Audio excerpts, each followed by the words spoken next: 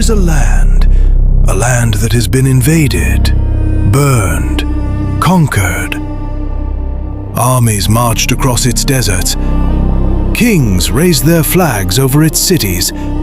Entire empires tried to erase it from existence. And yet, none of them could keep it.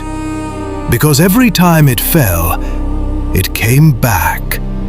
Not the same, never the same, but stronger, more complex, harder to understand. For over 3,000 years, this empire has refused to die. And the question is, why? There is something strange about this land. Something history cannot fully explain. Because when we speak of empires, we speak of their rise and their fall.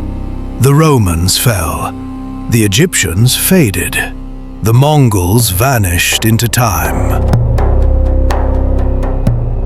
But this one never truly disappeared. Iran, ancient Persia, is not just a nation. It is a story that never ended. A civilization that kept rewriting itself.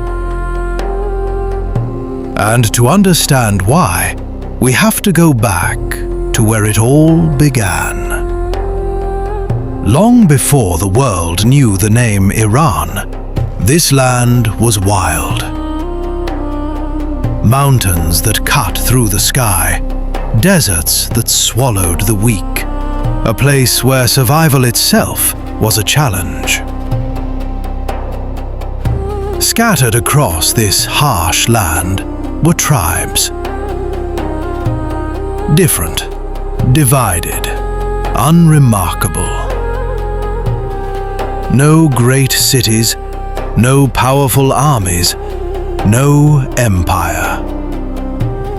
Just people trying to survive.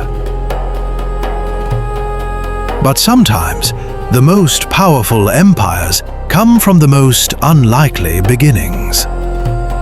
Because in this land, a leader was about to rise.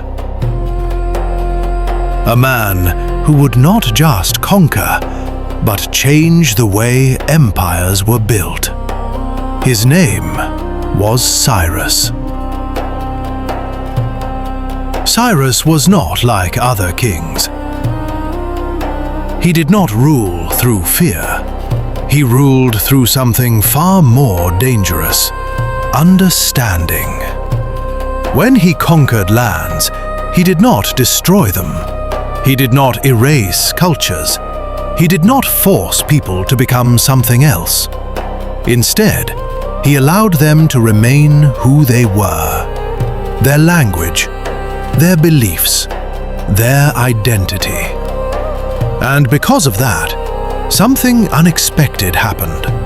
People didn't just submit to him, they accepted him. City after city, kingdom after kingdom, fell under his control. Not because they were crushed, but because they chose to belong. And before the world could react, Cyrus had built something extraordinary. The Achaemenid Empire. An empire that stretched across continents, from the Indus Valley to Egypt to the edges of Europe. It was massive, but more importantly, it was unified.